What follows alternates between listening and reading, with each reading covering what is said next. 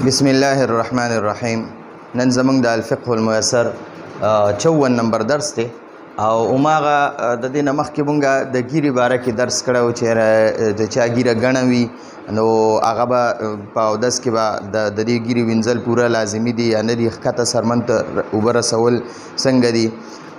نو هغه فروع تتعلق بالوضوء. فروع دا د فرعون جمع ده او تتعلق بالوضوء یعنی د اودس سره یو څو مسائل، مختلف مسائل،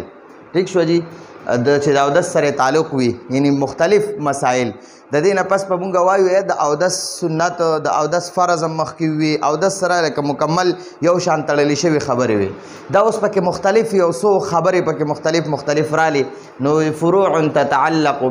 بالوضوء، اودس سره تړلې شوي یو څو مسائل. نو د دې نه مخکې د ګیرې باره کې مسله رااله، اوس په پکې د نوکانو باره کې مسله راځي. دا د ګوتو دا نوکان نه دي، دا که د خپې وي او که د لاسو وي. نو د نوکانو باره کې درته اوس خبره کوي چې په نوکانو کې یو څیز انخلي، یو څیز په دې نوکانو کې انختی وي او هغه د دې نوک لاندې چې کومه سرمن ده دغې ته د هغه څیز د وجې نه اوبه نه رسیږي، نو آیا دې سره اودس کیږي یا نه کیږي او د هغې لرې کول څنګه دي. او چې کله نوک غټ شي، دا نوک چې دی دا د خپل حد نه غټ شي، د دې ګوتې دا وری نه ده، د وری د دې وری نه چې کله دا نوک غټ شي او بیا د دې وری ته لاندې اوبه نه وررسي اودس کې، نو دغه حالت کې بیا ورسره څه کې. نو دا ټولې خبرې درته نن په دې مسله کې بیانوي. اذا معنا ده کله چې کانا معنا ده وي، فی معنا ده کې، او ظفر دا نوک ته وای، نوک یو نوک ته ظفر وای او د ټول ګوتو نوکانو ته اظفار وای. اظفار د ټولو نوکانو ته وای او یو ګوتې د یو نوک ته ظفر وای. ٹھیک شو. فی الظفر، ظفر نوک،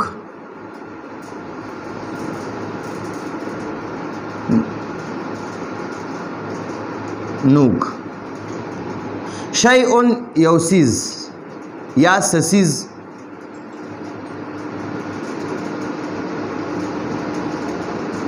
سسیز. منع یمنع معنا عربی کې موي منع، مونږ هم وایو منع کو. ٹھیک شو. او یمنع معنا دا منع کیږي، منع کیږي.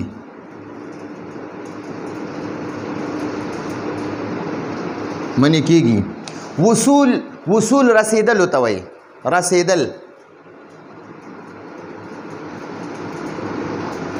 الماء ما اوبو ته وایي،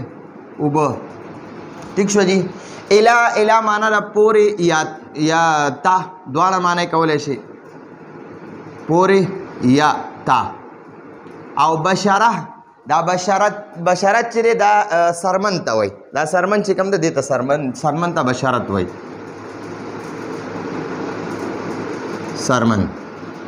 د دې کاف جاره معنا دا یا موږ د دې اردو کې معنا دا جیسے یا کی طرح، کی طرح. نو مونږ د دې معنی به کوو لکه. ٹھیک شو. لکه یا پشان، دواړه معنی کولی شي. لکه الشمع، شمع. دا داسې د دې قلم عمره به مخکې وه، تاسو به کتلې وه او سر کې به هغه باتۍ غونته وه، هغې ته به ورته تیلې ورته کولو، شمع، چې مونږ به پې ځان ته رڼاګانې کولې، هماغه شمع. دلته ماکه شمع یادوي، شمع. و معنا ده او عجین اخکلی شوي وړو ته وایي. خلک چې وړه واغږي او کم بیا ترې روټۍ پخوي، نو هغې وړو ته چې اخکلي شوي کوم وړه هغې ته عجین وایي.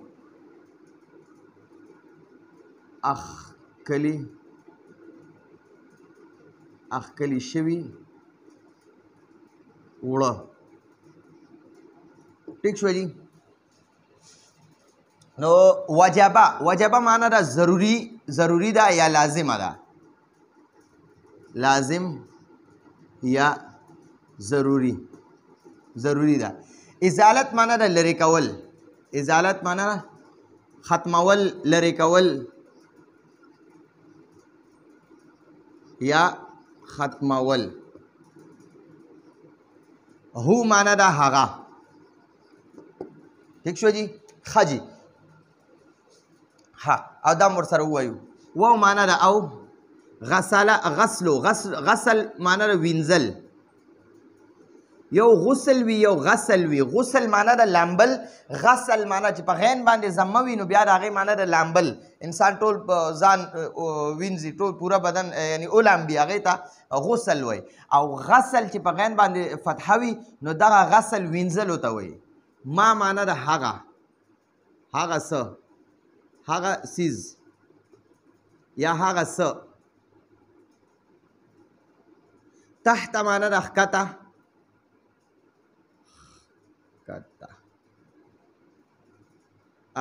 هو معنا هغه اوس دې ته پورې ځان پوه کوي و اذا کان فی الظفر شیء اذا کان کله چې وي فی الظفر په نوک کې شیء یو څیز په نوک کې یو څیز نښتی وي یمنعو چې منع کېږي وصول الماء د اوبو رسېدل نوک کې یو څیز نښتی دی او د هغه نوک کې چې کوم څیز نښتی د هغې د وجې نه د نوک د ښکته سرمن ته الی البشرتې سرمن پورې اوبه نه رسي یعنی اذا کان فی الظفر کله چې په نوک کې وي شیء یو څیز په نوک کې نښتی وي یمنعو او دغه څیز منع کوي وصول الماء د اوبو رسېدل الی البشرتې سرمن ته په دې نوک کې یو څیز نښتی د هغه څیز د وجې نه د دې نوک لاندې چې زمونږ کومه سرمن وي دغه سرمن ته اوبه نه رسېږي نو لکه کالشمع لکه شمع یا د شمع په شان والعجین او اخکلي شوي وړو په شان ٹھیک شوه نو وجبه معنا لازم ده واجب ده ضروري ده ازالته د دې نوک لاندې چې کوم څیز نښتی دغه لرې کول ختمول وغسلو او وینځل ما تحته د دې نوک لاندې چې کوم ځای دی کومه سرمن ده ما هغه سرمن تحته چې د دې نوک لاندې ده تحت معنا د لاندې ښکته او هو معنا د هغه نوک د دې نوک دپاره د ها ضمیر راوړی ظفر دپاره نو د دې نوک د لاندې چې کوم ځای پاتې شو دغه وینځل بیا لازم دی و اذا کان فی ظفر کله چې په نوک کې وي شیء یو څیز یمنعو چې منع کوي وصول الماء اوبه رسول الی البشرة سرمن ته کالشمع والعجین لکه شمع او اخکلي شوي وړه وجبه ازالته وجبه نو لازم دی واجب دی ضروری دی ازالتو معنا د ختمول هو معنا د هغه څیز ختمول وغسلو او وینځل ما هغه حصه د دې نوک لاندې چې کومه سرمن ده هغه تحته د دې نوک لاندې تحته د هغه لاندې یعنی د دې نوک لاندې چې کوم ځای دی هغه وینځل دا واجب دی لازم دی ضروری دی ٹھیک شوه کذا معنا د دغه شان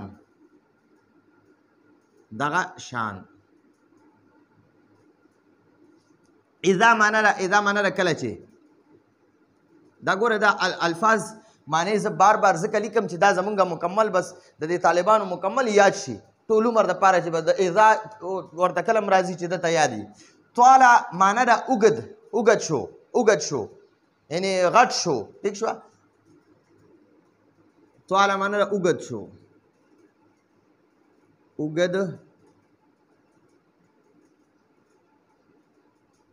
اوږد شو الظفر نوک اوږد شو حتی معنا تر دې پورې چې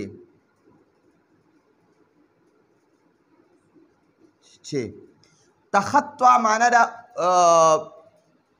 مخکې لاړو یعنی د دې خپلې حصې نه لږ مخکې لاړ شي تخطع معنا د مخکې لاړ شي تجاوز وکړي مخکې لاړ شي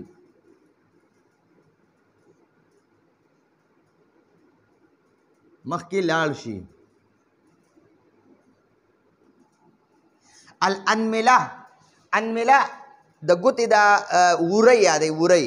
ٹھیک شو د دې ګوتې د دې نوک سره چې راکمه وری ده که نه دغه وری یادوي نو د دې ګوتې د بره حصه چې ده د دې نه مخکې لاړ شي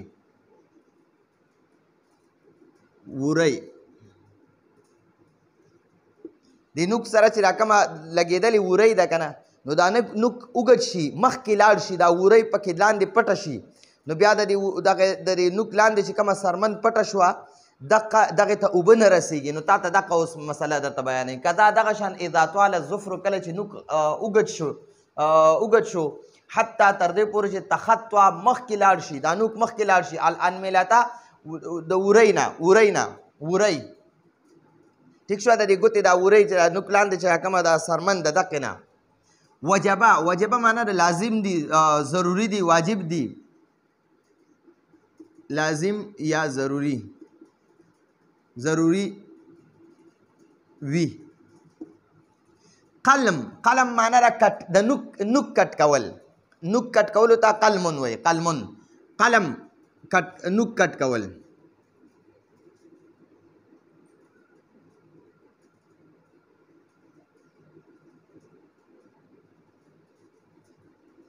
نوک کټ کول هو معنا د هغه یعنی دا هغه معنا د دغه نوک قلم معنا د کټ کول او هو معنا د هغه یعنی هغه نوک کټ کول ٹھیک شو قلم هو معنا د هغه نوک کټ کول لام جاره معنا د چې یا دې دپاره چې یسویل الماء یسویل معنا د رسیږي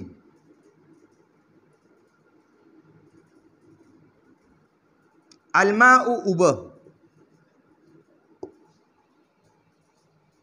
الا معنا د پورې یا تا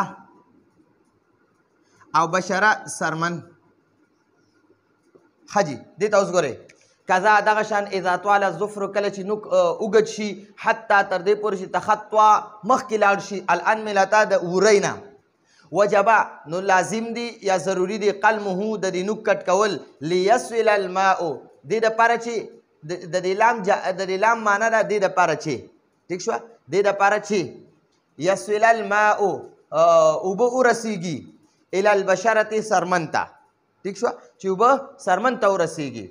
نو ګورئ جی تا ته دوه مسلې بیان کړي دې لږ عبارت کې راته دوه مسلې بیان شوې اول درته وایي چې په نوک کې دې څه داسې څیز ونښلي چې د هغې د وجې د دې نوک دې لاندې دا کومه سرمن ده هغې ته اوبه نه ورسي نو کوم څیز چې ورسي یو درته شمع یادوي د شمع هغه کومه موم غونته چې وي هغه یادوي او عجین اخکلی شوي وړه دا که د دې نوک لاندې لګېدلي وي دا زنانه اکثر وړاږي نو د دې نوکانو کې ښکته وړه اونښلي دا وړه څه ذرات اونښلي نو د هغې ذراتو دا نوکان یې غټ پرېښي د دغې وجې نه هغې نوکانو کې هغه ذرات اونښلي نو د هغې د وجې نه بیا چې کله دوی اودس کوي نو دغه وړو د وجې نه هغه د نوک لاندې حصې ته دغه نه وررسي اوبه نه وررسي نو د دې وجې نه د ده اودس نه کېږي بیا چې اودس نه کېږي نو مونځ هم نه کېږي نو دا ډېره ضروري او لازمي مسله ده نو ګورئ جی نو که شمع هغه د شمع هغه کم موم وي یا دغه شانتې اخکلي شوي وړه دا په نوکانو کې ونښلي وجبه ازالته نو دا لازم دي واجب دي د ده دا ختمول دغه نوک لاندې چې کوم څه نښتې وي دا وړه یا دا شمع دا کومه موم وي هغه لرې کول دا ډېر لازمي دي وغسل ما تحته او د دې نوک دا لاندې حصه وینځل دا لازمي دي اوس دغه یو مسله بیانه شوه اوس درته دویمه مسله بیانوي کذا دغه شان اذا طال الظفر کله چې نوک اوږد شي حتی تر دې پورې چې تخطوا مخکې لاړ شي الانملته د دې ورۍ نه د نوک دا کومه بره ورۍ چې د دې نه مخکې لاړ شي وجبه نو واجب دي لازم دي قلمه د دې نوک کټ کول دا نوک بیا کټ کول چې دا کله اوږد شي او د دې خپلې ورۍ د دې خپلې حصې نه اردو کې ورته وایي اوپر کا پورا انګلي کې اوپر کا پورا د بره حصه یادوي نو د دغې کله چې نوک د دغې ورۍ نه مخکې لاړ شي غټ شي نو بیا وایي دغه نوک کټ کول لازمي دي ځکه چې دا نوک نه کټ کوي نو د دې لاندې سرمن ته په اودس کې اوبه نه رسیږي لیسول الماء قلمه دا نوک کټ کول وجبه قلمه دا نوک کټ کول واجب دي لیسول الماء دې دپاره چې اوبه ورسي الی البشرة سرمن ته د دې نوک لاندې چې کوم سرمن ده هغې ته اوبه ورسیږي ٹھیک شو دا دوه مسلې بیان شوې اوس درته وایي لا یکونو معنا نه کېږي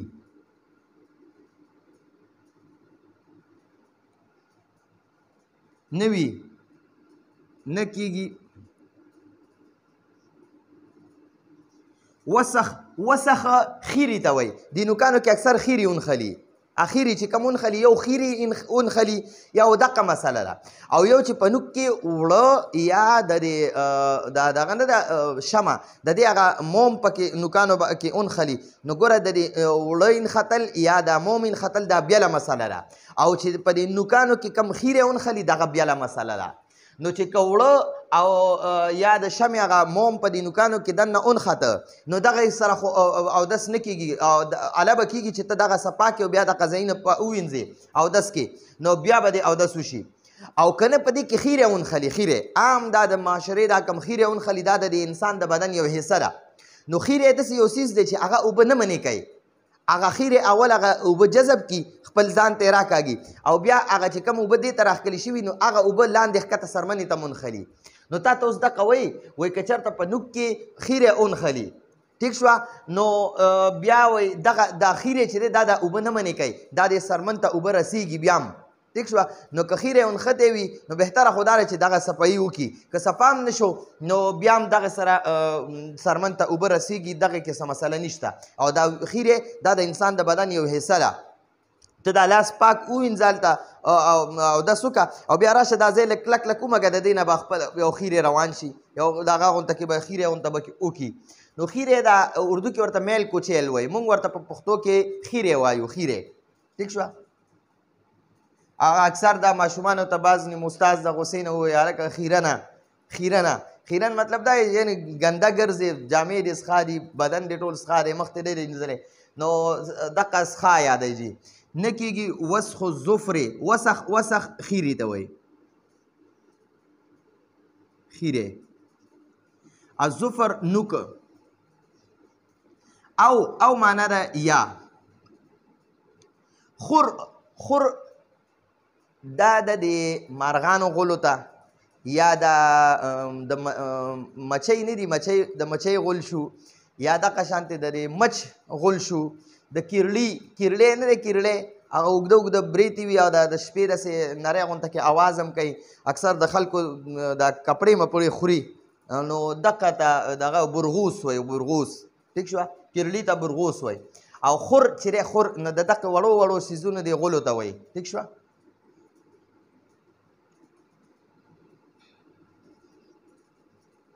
غل البرغوس خور او دقه غلو ته وایي ښه جي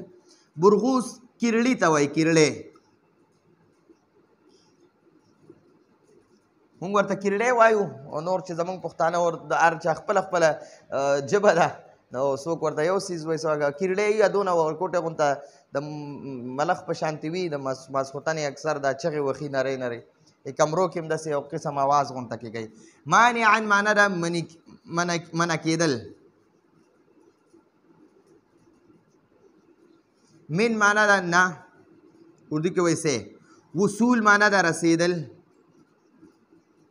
الماء معنا ده اوبه الی معنا ده پورې یا ته بشارت سرمن ګوره جی وی لا یکونو نکیږي وسخ الظفر د نوک خیره د نوک خیره ٹھیک شو وسخ مضاف ته الظفر مضاف الیه دی نو اول به د مضاف الیه ترجمه کې بیا به د مضاف ترجمه کې نو د نوک خیره نکیږي او خرء البرغوث او معنا ده یا خرء مضاف ته البرغوث مضاف الیه دی نو د برغوث غل د یعنی د کیرلی غل مانعا منع کېدل من وصول الماء د اوبو رسېدلو نه الی البشرة سرمن ته ټیک شوه نو تا ته اوس وایي چې د انسان په نوکانو کې کم خیره ونخلي یا چې دی داسې په بدن باندې یو حصه باندې یا د نوک وغیره باندې دا کیرړې یا مچ یا دغه شان مچۍ وغیره دا غولو کی نو دقه د نوک دا خیره او دغه شان د دې وړو وړو څیزونو دا غول دا مانع نه دي مانع نه منې کوي نه د اوبو رسېدل چې دی یعنی سرمن ته اوبه رسېدل دغه نه منې کوي دا څیزونه چې کوم د سرمن کې د نوک کې خیره ونخلي یا چې دی داسې د څیزونو وړو څیزونو دا غول وغیره نو دا د سرمن ته اوبه رسېدل نه منې کوي یعنی که دا څیزونه ویم که نه دا خیرې هم وي په نوک کې یا د وړو وړو څیزونو غول هم کړي وي نو بیا هم چې دی سرمن ته اوبه رسېږي ٹھیک شوه دا اوبه نه منې کوي دا واړه څیزونه اوبه نه منې کوي او دا خرء البرغوث یعنی د دې وړو څیزونو دا کم غول چې دي نو یا د کیرړي غول شو یا دغه شانتې د مچ شو یا د دغه شو دا کم مچۍ شوه نو د دې دا غول دا داسې څیز دی چې یعنې دا د دې نه بچ کېدل ډېر ګران وي.